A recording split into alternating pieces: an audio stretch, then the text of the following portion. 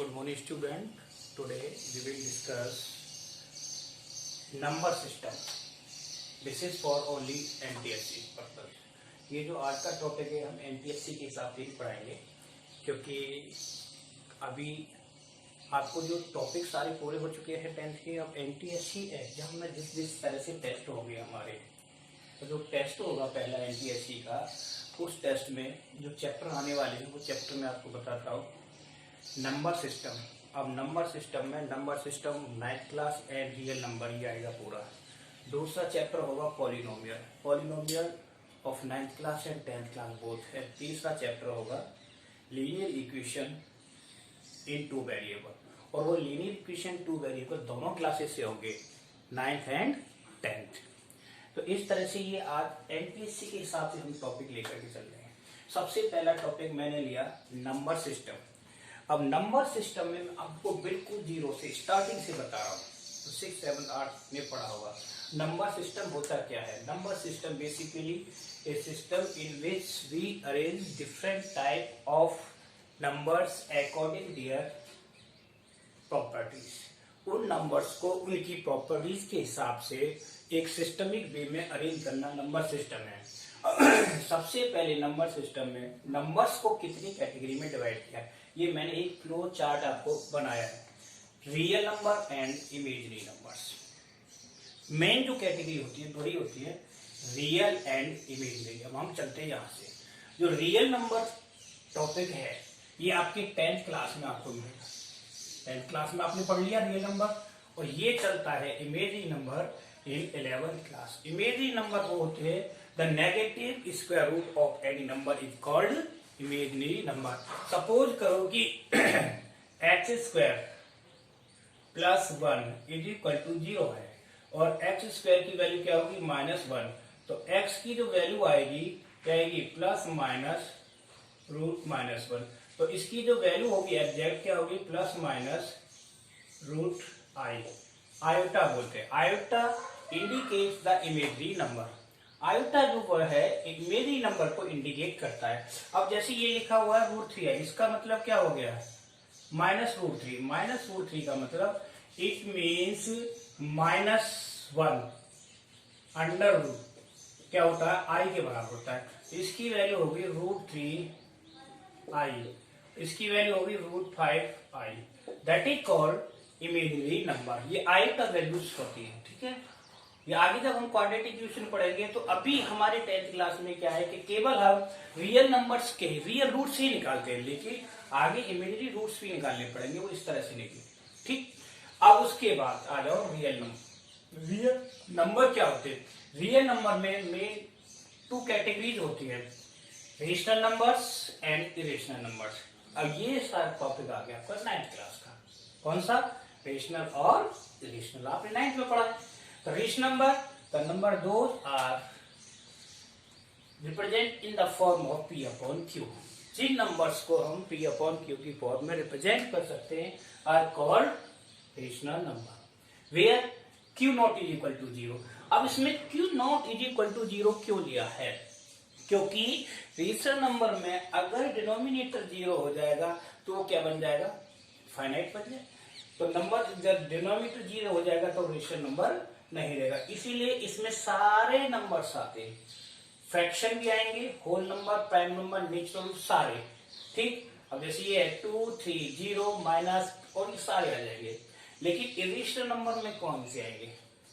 The number those can not be represent in the form of P upon Q। बिल्कुल इसका opposite, जिनको हम P upon Q की फॉर्म में नहीं लिख सकते हैं आर कॉल्ड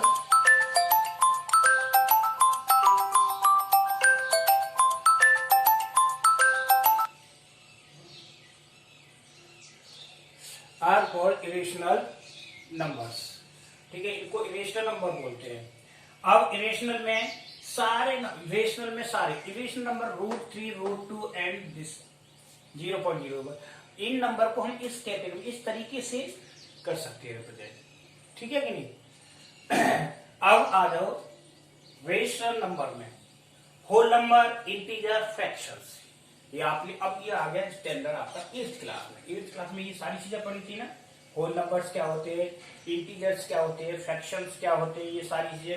अब होल नंबर, तो होल नंबर क्या है, the number natural number including zero, यानी नेचुरल नंबर में जीरो को भी अगर एडजस्ट कर दिया जाए तो becomes whole number, set of whole number, वो होल नंबर का सेट बन जाता है। ठीक, अब होल नंबर्स में प्राइम, कंपोजिट, प्राइम में इवन, ओड, ये सारे नंबर्स आते हैं।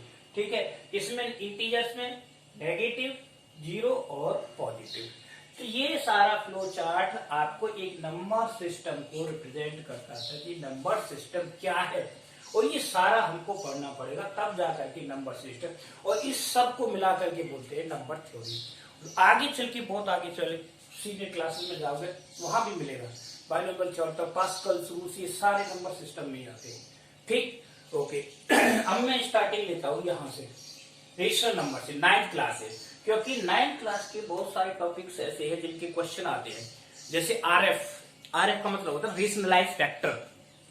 एक होता है सर्च, सर्च का क्वेश्चन आता है। सर्च में क्या होता है कि बहुत सारे ये स्क्वायर रूट्स में नंबर दे रखे होते हैं और उनको असेंडिंग और डिसेंडिंग ऑर्डर में लगाना होता है, सर्च बोलते हैं उसको। और ये होता है साइक्लिसिटी। ठीक है, ये सारी चीजें आती हैं इसमें। और कंप्लीटिंग होल स्क्वायर बनाना, ठीक है, कंप्लीट स्क्वायर रूट निकालना, ये 9th क्लास के कुछ ऐसे टॉपिक्स हैं इनमें जिनका क्वेश्चन आना ही आना है। अभी मैं आप 9th क्लास में, तो सबसे पहले how to represent any rational number in the form of P upon Q. ठीक है ना,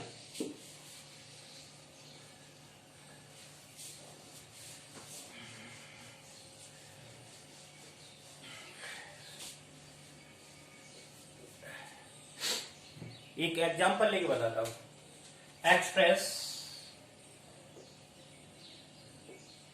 express a repeating number,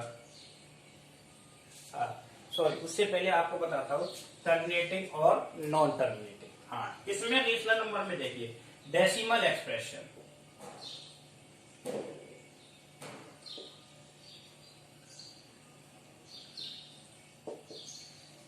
decimal expression. अब डेसिमल एक्सप्रेशन से किसी भी नंबर को हम डिवाइड करते हैं, और डिवाइड करने के बाद आप कैसे पता करोगे कि ये टर्मिनेटिंग है और नॉन टर्मिनेटिंग है।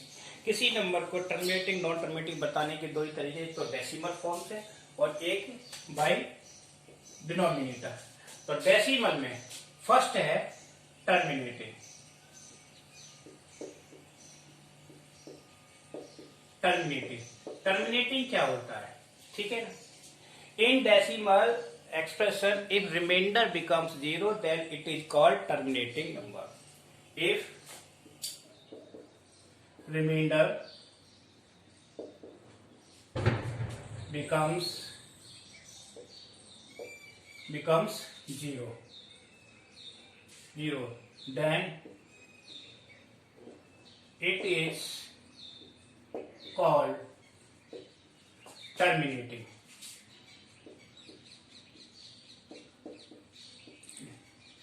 तो उसको हम क्या बोलेंगे, टर्मिनेटिंग। जिसका रिमाइंडर 0 हो जाए दैट इज कॉल्ड टर्मिनेटिंग। अब जैसे मैं एक क्वेश्चन लेता हूं, क्या 10/4। अब 10/4 को इसको डिवाइड किया, तो डिवाइड करने पर कितना आया 5/2, तो कितना आया 2.5। ठीक, तो कंप्लीटली डिवाइड हो गया। अगर दूसरा लेते हम इसी तरह से यहां लेते 10/3, तो ये कंप्लीट डिवाइड नहीं होता, क्या चलता है 3.3333, तो ये सारा रिपीट हो रहा है। ठीक है, तो this is not terminating, this is terminating. अब आया नॉन टर्मिनेटिंग। नॉन टर्मिनेटिंग को कैसे पहचानेंगे, दूसरा number non terminating. Non terminating जैसे कि if the remainder becomes 0, if remainder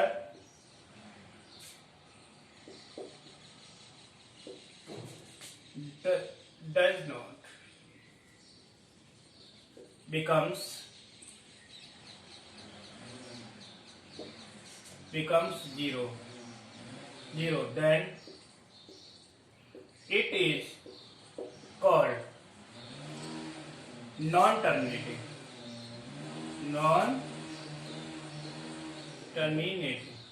उसको हम क्या बोलते हैं? Non terminating. ठीक है, अब नॉन टर्मिनेटिंग आ जाएगा। तो अभी मैंने एग्जांपल दिया था जैसे 10/3, ये नॉन टर्मिनेटिंग भी है और रिपीटिंग भी है। अब इसमें आता है एक तीसरा, non terminating and repeating. Non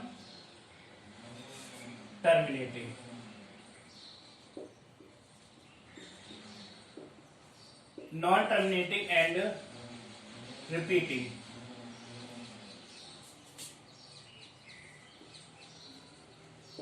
अब देखिए नॉन टर्मिनेटिंग रिपीटिंग क्या होता है। नॉन टर्मिनेटिंग तो आप बात कि रिमाइंडर उसमें 0 नहीं होता। अब रिपीटिंग क्या है? कि रिपीटिंग का मतलब होता है after decimal same digit repeat होते रहे। जैसे कि 20/3। अब मैं 20/3 को डिवाइड करता हूं तो क्या आएगा? जैसे ये आ गया 6.666 अप टू ये चलता रहेगा अप टू इनफाइनाइट, कभी एंडलेसली। तो अब मैं इसको इस कंडीशन में लिखूंगा 6.6। This is called non terminating and repeating.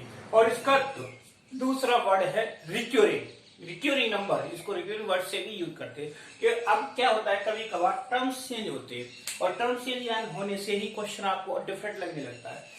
हमने जैसे पढ़ा है नॉन टर्मिनेटिंग एंड रिपीटिंग, और वहां वर्ड आ गया रिक्यूरिंग। तो रिक्यूरिंग का मतलब वही है नॉन टर्मिनेटिंग रिपीटिंग, यानी after decimal same digit repeating up to infinite, that in that condition is called recurring numbers. अब रिक्यूरिंग नंबर्स को have to represent in the form of rational number. ये जो recurring numbers होते हैं इनको हम rational बना सकते हैं। अच्छा, टर्मिनेटिंग रेशनल होते ही हैं, लेकिन नॉन टर्मिनेटिंग रेशनल नहीं होते। वो किसमें जाते हैं? इरेशनल का part. Non terminating numbers are the part of rational. जैसे वैल्यू ऑफ पाई की वैल्यू 22/7, इस तरह से देखें तो आप रेशनल कहोगे, लेकिन जब उसको डेसिमल एक्सप्रेशन में करेंगे तो इरेशनल होता है, क्योंकि after 35 digit it will be repeat. यानी पाई की वैल्यू को जो 22/7 को जो हम डिवाइड करेंगे 35 डिजिट के बाद वो रिपीट होता है, जबकि डेसिमल से पहले डिजिट क्या है उसका? 3। तो 3 डिजिट के बाद रिपीट होना चाहिए, तो बन जाता है वो कैसा? नॉन टर्मिनेटिंग एंड रिपीटिंग, लेकिन 35 के बाद हो रहा है। इसीलिए पाई की वैल्यू यानी 22/7 को हमने इरेशनल में रखा। तो 9th क्लास में पहली एक्सरसाइज में ही क्वेश्चन है, why should the value of pi in the irrational number, इसलिए उसको इरेशनल नंबर में रखा। अब क्वेश्चन आता है कि how to express recurring number in the form of P/Q, यानी P/Q का मतलब रेशनल। P/Q की फॉर्म में आ गया तो एक तरह से क्या हो गया? वो रेशनल हो गया। तो रेशनल की कंडीशन में लाना है। मैं आपको वही चीज बता रहा हूं जिस तरह की क्वेश्चन आती है। अगर इनमें देखा जाए तो रेशनल नंबर फाइंड करना बहुत सारी चीजें आती है, वो तो 9th की नॉर्मल चीज है। ठीक है ना, जो एग्जाम में आते हैं वही पॉइंट्स ले रहा हूं आपको, ठीक, क्योंकि P/Q वाला पॉइंट आता है ये। अब जैसे क्वेश्चन है आपका, एक्सप्रेस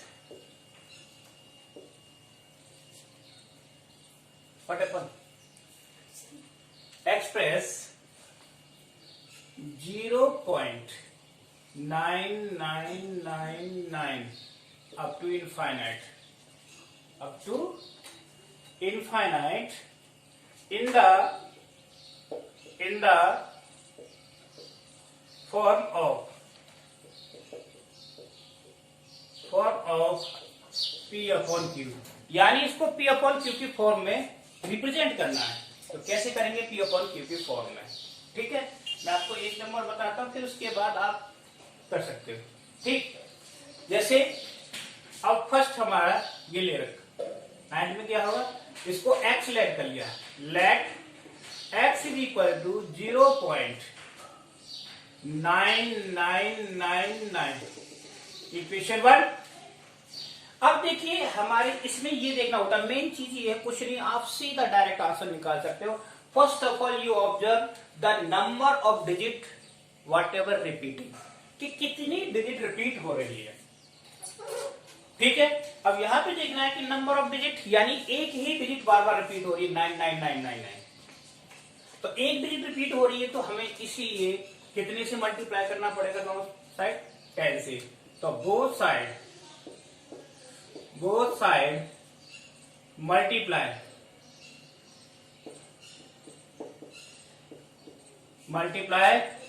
बाय 10, दोनों साइडों को 10 से मल्टीप्लाई कर दिया। तो यहां क्या हो गया, 10x इज इक्वल टू 9.999। जब कोई चीज अप टू इनफाइनाइट है तो आप एक चाहे डिजिट कम कर दो या ज्यादा कर दो, ये सेकंड इक्वेशन हो गई। अब देखना क्या है, सब्ट्रैक्ट फर्स्ट फ्रॉम सेकंड,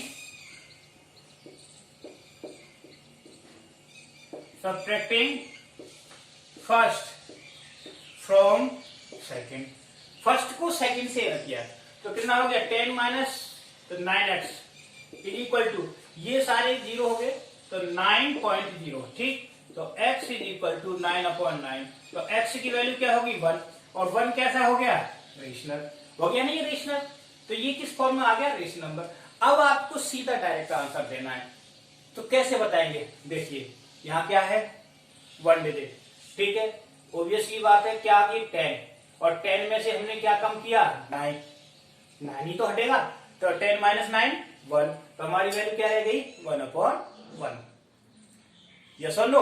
अगर यही होता इस तरह से 0.3333, अब मैं आपको डायरेक्ट बताता हूं आंसर क्या आएगा, इन द फॉर्म ऑफ P/Q। क्या रिपीट हो रहा है 3, हो गया 3 रिपीट हो रहा है। अब इधर क्या हो जाएगा माइनस, इसको जब x मानेंगे और 10 से मल्टीप्लाई करेंगे 9, तो 3/9, तो कितना हो गया 1/3। इज इट क्लियर और नॉट। और दूसरा लेते हैं, जैसे 0.6666 अप टू 9। अब देखो हमारा एक डिजिट रिपीट हो रही है तो 10 से मल्टीप्लाई करेंगे, 10 में से 1 माइनस करें 9 इधर आ जाएगा, तो x की वैल्यू 6/9। करेक्ट, तो क्या है आंसर इसका, यानी 2/3। Is it clear not. कोई भी नंबर ले लें, अभी मैं सिंगल डिजिट बता रहा हूं, जैसे अब डेसिमल से पहले लेके देखते हैं डिजिट, तो क्या होता है, देखो डेसिमल से पहले जैसे 1.33333।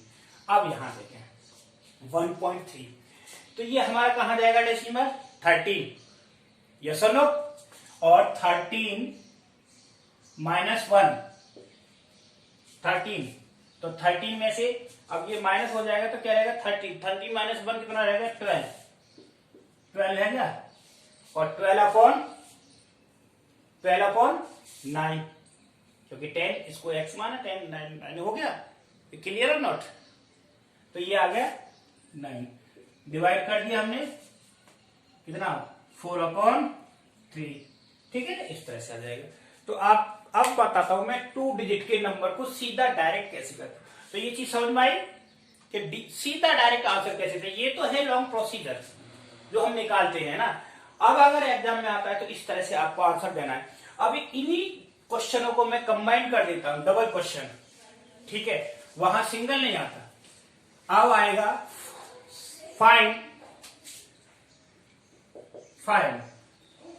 Value of 0.333 dot dot plus 0.44444। ठीक है, अब इसकी वैल्यू निकालनी है, दोनों आ गए कि नहीं, या इसको इस तरह से लिख सकते, और find the value of 0.3 dash plus 0.4 dash, ये डैश लगा दिया। अब इसकी सीधी वैल्यू लिखनी है डायरेक्ट, दिस इज 3/9 प्लस 4/9, और 3 और 4 कितना हो गया 7/9। This is the direct value of this question in the form of P/Q। इसको P/Q में डायरेक्ट आ गया, तो आपको ये सारा पूरा करने के लिए, अदरवाइज आप टाइम्स की प्रोसीजर से करके पहले इसको P/Q में चेंज करोगे, ये आएगा, फिर इसको करोगे, फिर दोनों को प्लस करोगे, सॉल्व करोगे, सीधा direct in the form of P/Q। तो ये छोटी छोटी टैक्टिक्स हैं, आपको ध्यान रखनी पड़ेंगी। इसमें आप कोई जरूरी नहीं है तो ही नंबर 3, 4, 5 सभी नंबरों को चेंज करके डायरेक्ट रख सकते हैं। अब लेते हैं 2 डिजिट, जिसमें 2 डिजिट आपको रिपीट कर रही है, तो किस तरह से आएंगे?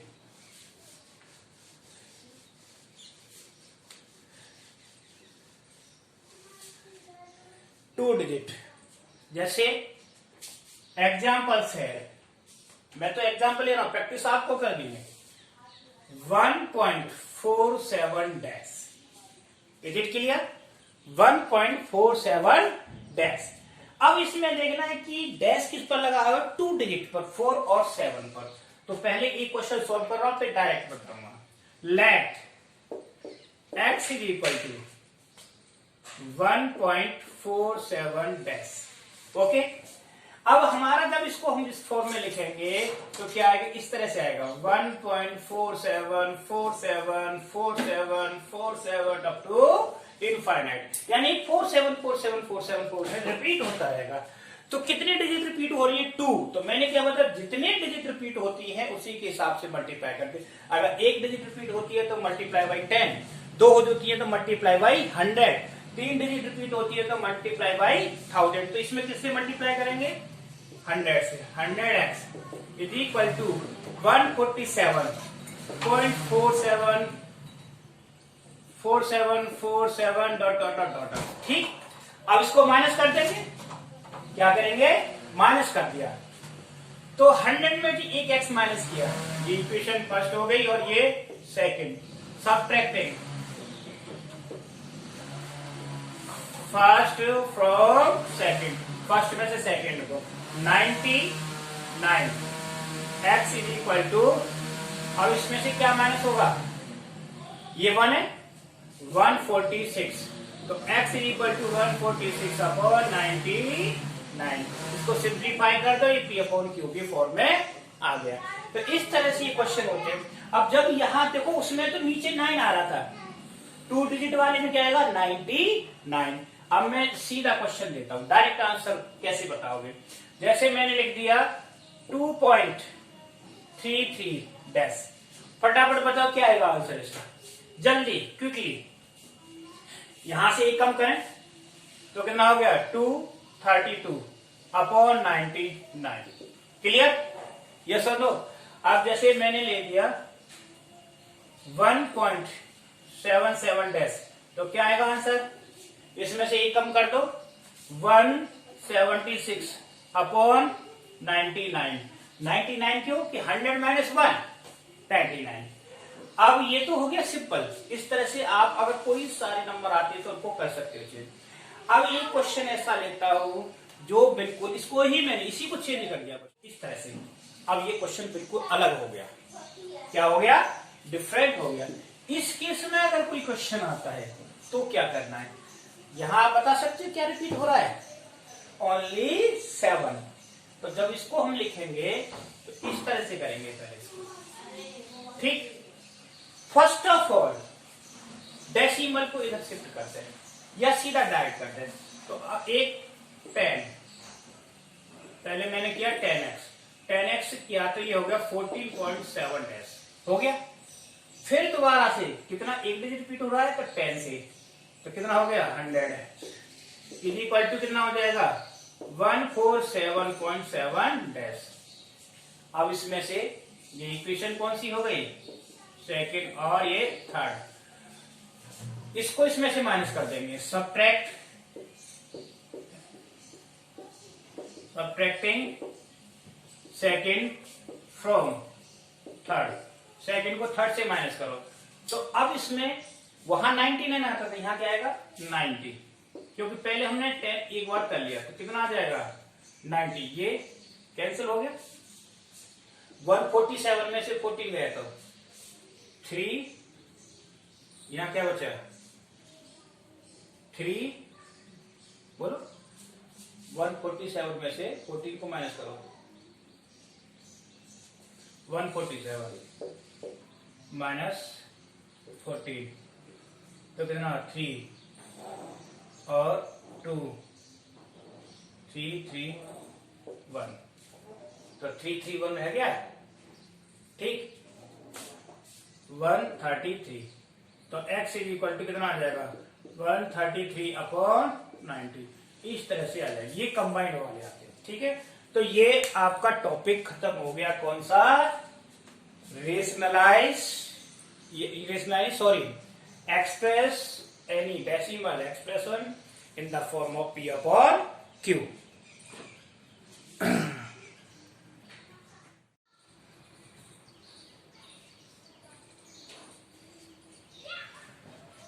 Now, second topic is rationalization. This is also the main part of this chapter. ये इस चैप्टर का 9th क्लास का सबसे मेन पार्ट होता है, रेशनलाइज कैसे करना। ठीक है, तो rationalisation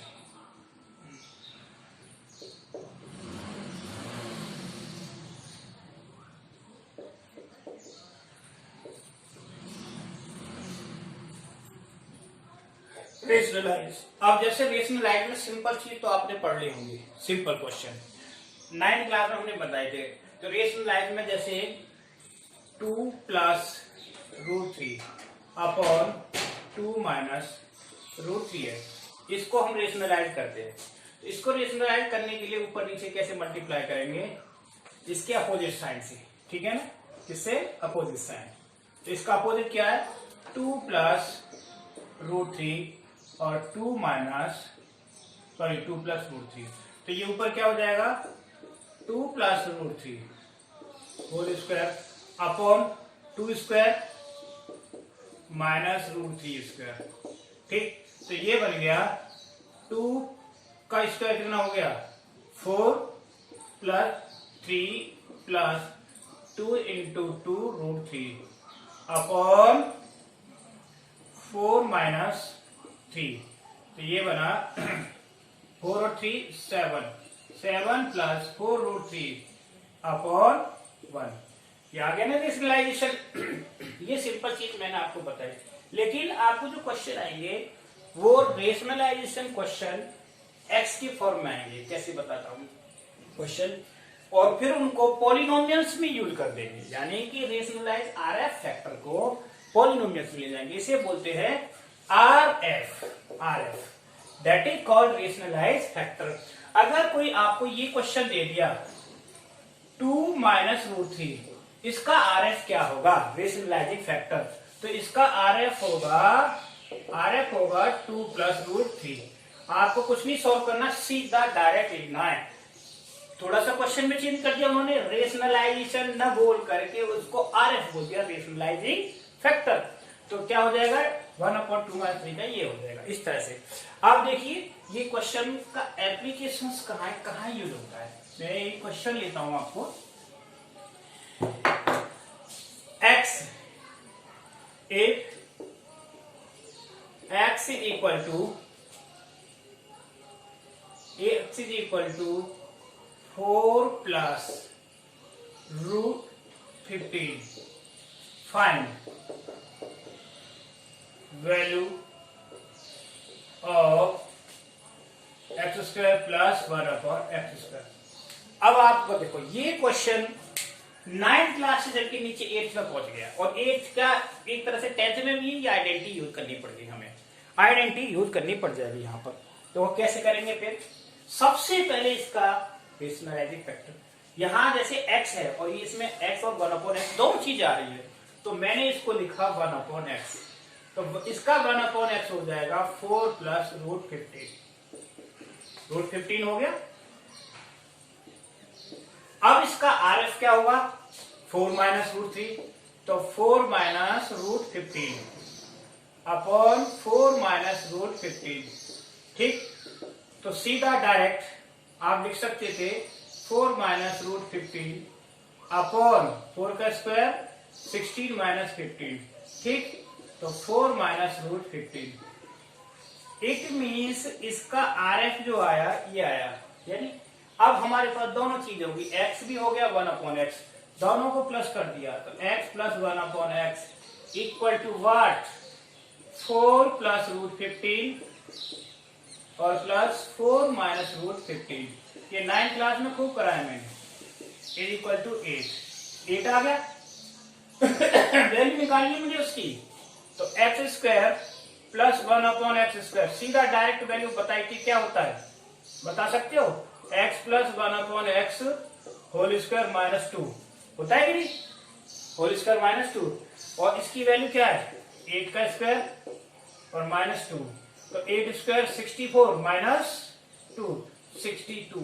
that is the value of this question. अब ये सॉल्व करके बताया इसको, अब माइंड में डायरेक्ट विद ऑरल कैलकुलेशन से कैसे करना है वो आप देखेंगे।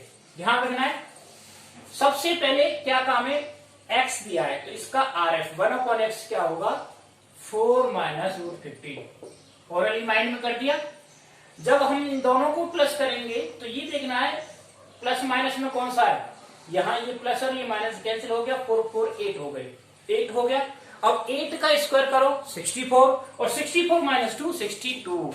बिल्कुल भी आपको माइंड में कैलकुलेशन जरूरत नहीं है, पेन चलाने की जरूरत नहीं पड़ेगी, सीधा डायरेक्ट आंसर। देखो मैं एक क्वेश्चन देता हूं, विद इन 30 सेकेंड आपको आंसर देना है इसका।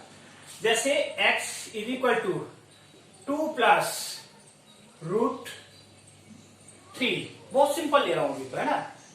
तो अब आपको निकालना है x² प्लस 1/x²। बताओ जल्दी फटाफट, देखो 3 कैंसिल हो गया क्योंकि इसका RF माइनस में आ गया, कितना रहेगा 2 2 4, 4 का स्क्वायर क्या आ गया जल्दी बताओ, 4 का स्क्वायर 16, 16 माइनस 2 कितना आ गया 14। इज इट क्लियर और नॉट? अब नेक्स्ट क्वेश्चन सेकंड मैंने लिया, if x is equal to 7 plus √48, ठीक है। अब देखो आपको सबसे पहले ये देखना है कि इन दोनों में स्क्वायर करने पर डिफरेंस एक आ रहा है कि नहीं, ठीक। 7 स्क्वायर 49, इसका स्क्वायर 40 तो 48 बने 1 हो गया, ठीक। अब इसका RF निकालेंगे तो क्या आएगा, 7 माइनस 48 √48, 48 कैसे 7 7 कितना हो गया 14। तो वैल्यू मुझे निकालनी x² प्लस 1/x² की, तो क्या हो जाएगा 14 स्क्वायर माइनस 2, और 14 स्क्वायर क्या होता है 196 माइनस 2, तो 194। दैट इज द आंसर, आ गया 194। इस तरह से क्वेश्चन जो आते हैं उनको आप करना। एक तो ये टाइप हो गया। अब आता है अगला, मैंने बताया था RF समझ में आ गया, कंप्लीट स्क्वायर बनाना कैसे आता है। How to find the square root, ठीक है ना, बाय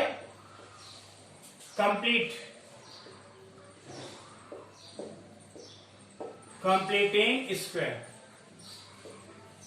कंप्लीटिंग स्क्वायर से किस तरह से क्वेश्चन करोगे, ये भी 9th क्लास का ही है। देखो ये नंबर सिस्टम बोल देते हैं कि नंबर सिस्टम एक दिन में, इतना बड़ा होता है नंबर सिस्टम, 3 दिन में भी नहीं खत्म होगा, 10 दिन पढ़ाते रहोगे तब भी खत्म नहीं होगा। ये नंबर सिस्टम अपने आप में अलग चीज है, ठीक।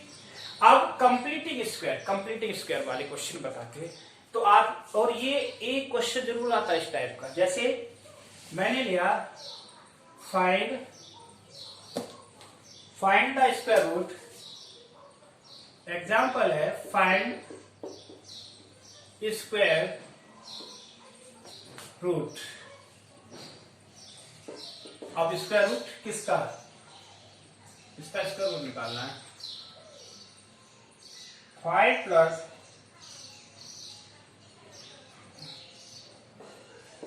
प्लस 2√6 ये।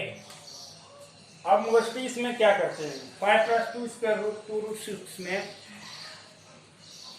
बच्चे कम से कम 5 मिनट 10 मिनट लगा देते हैं। वो क्या करेंगे, पहले √6 की वैल्यू रखेंगे स्क्वायर रूट, फिर इसको 2 से मल्टीप्लाई करेंगे, फिर इसको इसमें प्लस करेंगे, फिर स्क्वायर रूट निकालेंगे। इसका काम है, इसको देखो हमारे पास ये देखना स्क्वायर रूट लगा हुआ है। अगर मैंने इस स्क्वायर रूट को हटा दिया तो क्वेश्चन इजी हो गया। तो स्क्वायर रूट को हटाना है तो इसको कंप्लीट स्क्वायर बनाना पड़ेगा और माइंड में कंसेप्ट रखना पड़ेगा a² plus b² plus 2ab। और जो स्क्वायर वाली चीज है स्क्वायर रूट वाली, उसको 2ab में ब्रेक करना है। तो 2 तो हमारा ये गया, 2 गया कि नहीं। अब रह गया मेरे पास 6। अब 6 के फैक्टर क्या हो गए 2 इंटू 3 और 2 प्लस 3 क्या हो गया 5। इज इट क्लियर और नॉट, यस और नो। तो इसको 5 को मैंने किस में तोड़ दिया 2 और 3 में। तो ये मैंने कर दिया 5 का 2 प्लस 3, बड़े नंबर को पहले ले 3 प्लस 2 और प्लस 2√6, ठीक। अगली लाइन एक और, next line √3 square plus √2 square और प्लस 2 इंटू √3 इंटू √2। अब बताओ मुझे क्या हो गया, A square plus B square plus 2ab। तो ये इस हेल्प से क्या हो गया, √3 plus √2 whole square cancel, √3 plus √2।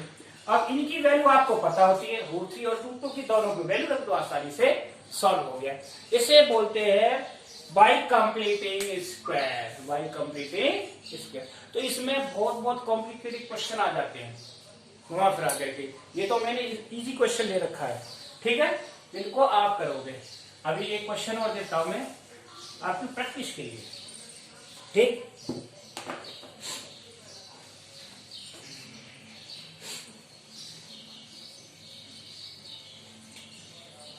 Next question है, जैसे क्वेश्चन अब एनी क्वेश्चन लिया है, find the value of 15 plus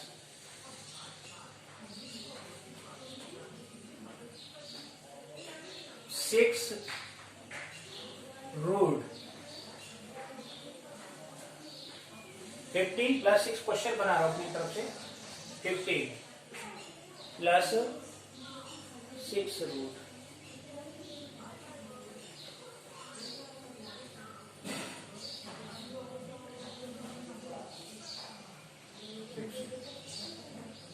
तो कितना हो गया, √6, ये हो गया, ठीक है। अब इसको कैसे तोड़ेंगे ये देखो, तो मैंने क्या बताया था, इसमें ये जो वाला पार्ट है हमारा 2ab होता है, 2ab is equal to 6 root 6, तो मेरा 2 से ये 3 आ गया, तो ab इज इक्वल टू 3√6। अब देखो a को 3 ले लिया और b को √6 ले लिया। अब 15 को तोड़ दिया, 15 को मैंने तोड़ दिया किसमें, 9 प्लस 6 में, 9 और 6 क्या होता है 15, ठीक। तो यहां पर कर दो इसको सॉल्व, तो इसको हो गया 9 प्लस 6 प्लस 6√6। तो इसको फिर दोबारा से 9 3 square plus √6 square plus 2 into 3 into √6। तो क्या बन गया, ये बन गया 3 प्लस √6 होल स्क्वायर से स्क्वायर रूट कैंसिल और 3 प्लस √6, ये आंसर आ गया। तो इस तरह से ये क्वेश्चन आप कंप्लीटिंग स्क्वायर मेथड से कर सकते हैं। अब देखिए, अब आता है अगला टॉपिक। मैं बता रहा हूँ ये छोटे छोटे टॉपिक में बहुत टाइम लेते हैं अगर डिटेल में पढ़ाया जाए तो, मैं तो आपको शॉर्ट में बता रहा हूँ, ठीक। अब आता है सर्च। सर्च क्या होता है, दिस इज इंपॉर्टेंट। सर्च क्या होता है, ठीक। तीसरा पॉइंट है surd. Surd, what is surd? Surd होती है the root power of any number is called surd. जैसे ये, इसकी सर्च क्या हो गई 2, ठीक, और मैंने जैसे लिख दिया a है। अब इसको हम चेंज करेंगे तो हटाएंगे तो a की पावर क्या लिखेंगे 1/2। अब इसके बाद ये यहां पर 3 लिख दिया a, इसका मतलब हो गया a पावर 1/3 और यहां पर सर्च लिख दी मैंने 4a, इसका मतलब a power 1/4 up to n तक ले जाता हूं मैं n, a की पावर n, तो क्या हो जाएगा 1a की power 1/n, that is called surd. nth root बोलते हैं इसको, क्या बोलते हैं nth रूट, है ना। जैसे square root, cube root, fourth root, fifth root, ये that is called nth root. इस तरह से अब किसी भी रूट को हटाते हैं तो उस पावर को 1/n में ले जाएंगे और रूट सर्च हो जाएगी। अब सर्च का यूज क्या है? सबसे ज्यादा सर्च का यूज होता है किसी भी नंबर को ऑर्डर में अरेंज करना, ऑर्डर में अरेंज करना, असेंडिंग और डिसेंडिंग में। ये एक क्वेश्चन आता है, जैसे मैंने लिख दिया √6, 3√2, 4√3, अब ये देखना है, इसको ऑर्डर में अरेंज करना है।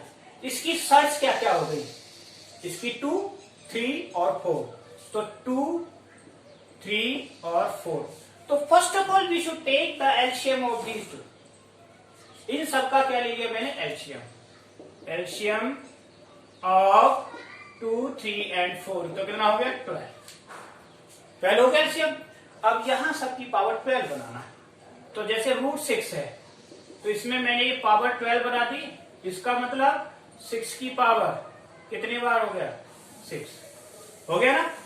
और 6 की पावर 6, इसको मल्टीप्लाई कर लो, ठीक। अब उसके बाद दूसरा ले दिया मैंने क्या, √3, 2। तो इसको बनाएंगे 3 4 जा 12 बनाया। तो यहाँ 2 की पावर कितनी हो गई, 4, क्योंकि 3 4 जा 12, 3 आ गया, सिंप्लीफाई हो गया।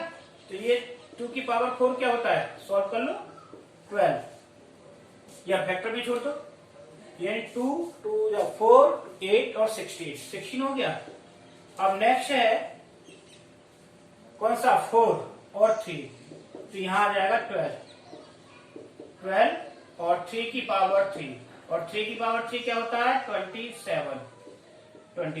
अब इसमें आप देख लीजिए सबसे बड़ा कौन सा है नंबर, सबसे बड़ा ये होगा 6 की पावर 6, उसके बाद ये होगा और इसके बाद ये होगा। इनको इसी ऑर्डर में अरेंज कर देंगे।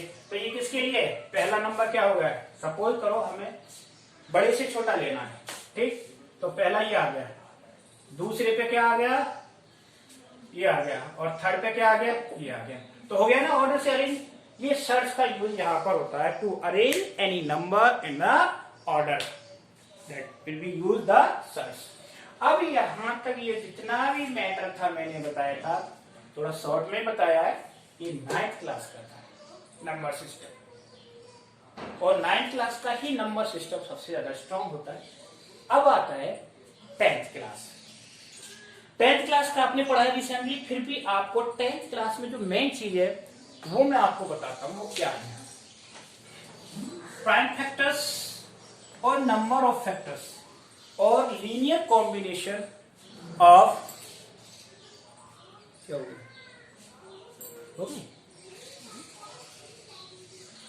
ठीक है ना। देखिए रियल नंबर में आ जाओ, in class 10 real number,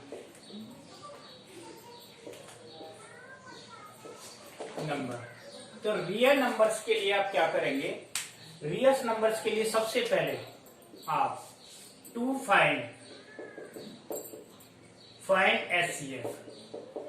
HCF by Euclid.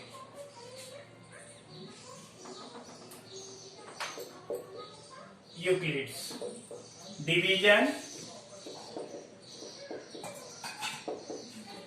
Lima, ये आपने पढ़ाया 10th क्लास में। 9th का इसलिए पढ़ाया था कि 9th का इसी साल का रिवीजन हो गया, ठीक। और ये दूसरा पॉइंट होता है इसमें linear combination, linear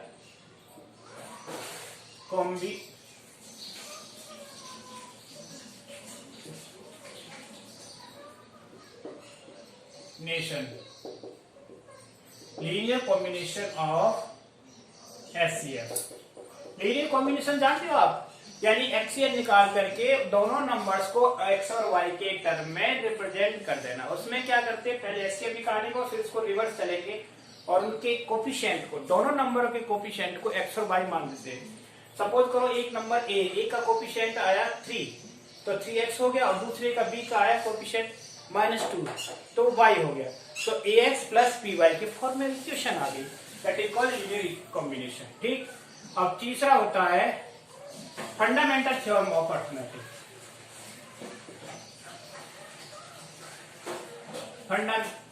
prime factorization, हाँ prime factorisation,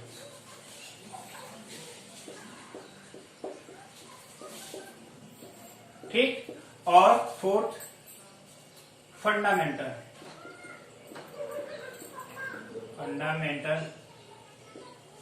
theorem of arithmetic.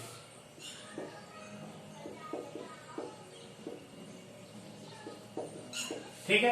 अब फंडामेंटल थ्योरम क्या होती है? Any composite number can be express as the factors of prime. किसी भी कंपोजिट नंबर्स को प्राइम फैक्टर्स में एक्सप्रेस किया जाता है, but the factor should be unique. Factor कैसे होने चाहिए?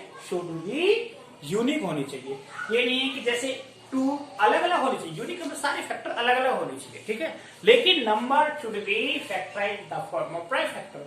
नंबर्स को प्राइम फैक्टर में तोड़ा जाना चाहिए। अब इसी में आपको बताता हूं कि कैसे पता चलेगा how many factors are possible in a number. एक नंबर में कितने फैक्टर पॉसिबल हैं, उसके लिए फॉर्मूला मैंने आपको बताया था। प्राइम फैक्टर्स देखते हैं और प्राइम फैक्टर्स के जितने प्राइम फैक्टर होंगे सब में एक प्लस कर देते हैं। सपोज करो कोई नंबर है x, ठीक है ना, और x के प्राइम फैक्टर क्या आ गए? p और q और r, ये प्राइम फैक्टर है। तो total number of factor, total number of factors क्या होंगे? ये होंगे p+1, q+1 और r+1, ये हो जाएंगे, ठीक है ना, टोटल नंबर ऑफ फैक्टर्स। अब जैसे मैं आपको बताता हूं एक क्वेश्चन 12 है। अब मैं पूछूं 12 में कितने फैक्टर होंगे, तो 12 करेंगे 2 इंटू 2 है, यस, और इंटू 3। तो इसको सीधा direct total number of factor, total number of factor क्या होंगे? अब पहला प्राइम नंबर क्या है हमारा? 2, दूसरा क्या है? 3, ठीक। तो p कितने हो गए? 2+1, और q कितना है? 1+1, और p+1 कितना होगा? 3 इंटू 2 कितने हो गए? 6। अब आप 12 की फैक्टर करके देखो, 6 ही आएंगे। देखो 12 की फैक्टर में 1 2 3 4 6 6 6 1 2 3 6 और एक रहेगा लास्ट में, हो गया कि नहीं? कितना भी बड़ा कोई भी नंबर ले सकते हैं और सीधा डायरेक्ट आप इसको इसे फॉर्मूला बोलते हैं p+1 और r+1 और q+1 से, ठीक है ना। बाकी नेक्स्ट क्लास में बताएंगे। ओके।